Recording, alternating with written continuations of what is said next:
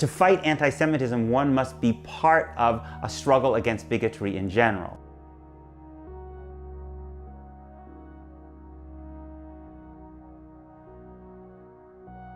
For most of my adult life, I would have been a political Zionist, meaning I believe in the idea of a Jewish state, a state that has special obligations to Jews. But I was a liberal political Zionist in the sense that I did not want that state to hold millions of Palestinians who lacked basic rights. So, like many other people, I thought that the answer could be a Jewish state alongside a Palestinian state.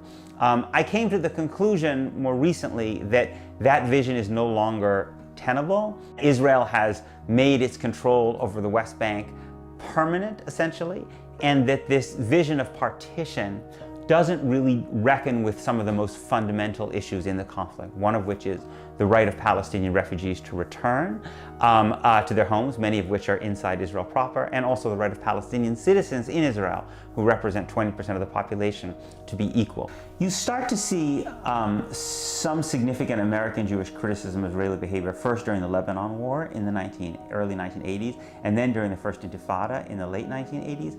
People saying Israel's really on the wrong path here, but they're certainly not questioning the idea of Israel as a Jewish state.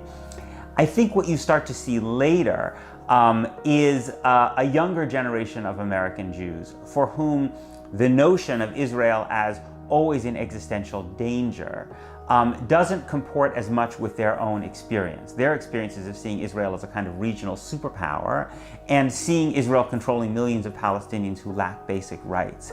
And so for this younger generation, I think there's a struggle to kind of try to make sense of the fact that many of them think of being Jewish as being connected to movements for social justice. They're very proud of the American Jewish role in the civil rights movement, for instance, and also think about Judaism as a culture of inquiry and questioning. And yet they feel often that on the question of Israel, these values aren't actually represented. There are many American Jews for whom Zionism is a kind of an essential part of their Jewish identity.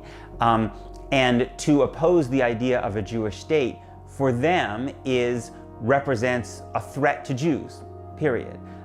So there are many American Jews who would take the view that anti-Zionism is anti-Semitism. It's not my view.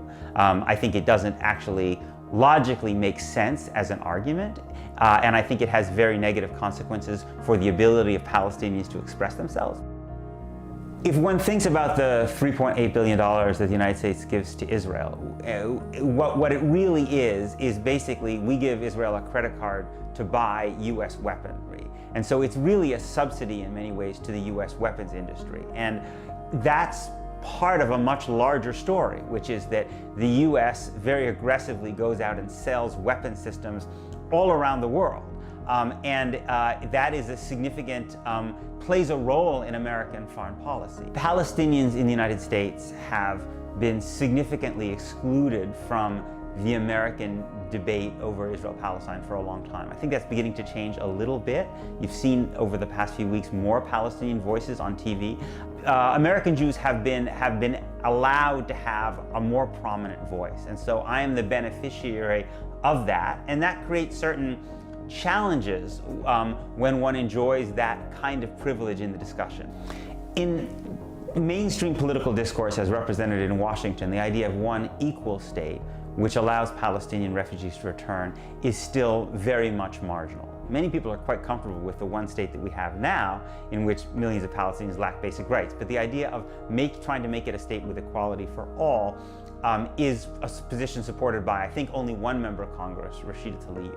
But I do suspect that in the years to come, more progressives, including more progressives in Congress, will become open to this idea, if only because they come to see that the notion of partition is no longer viable.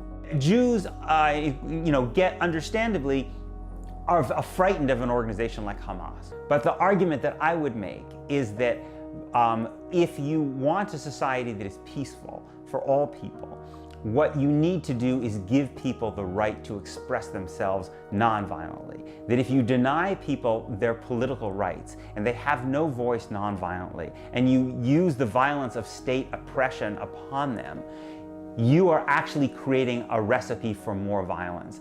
And that ultimately freedom and equality for all people doesn't solve all problems by any means, but it is more likely to create a society that's stable and peaceful for all people.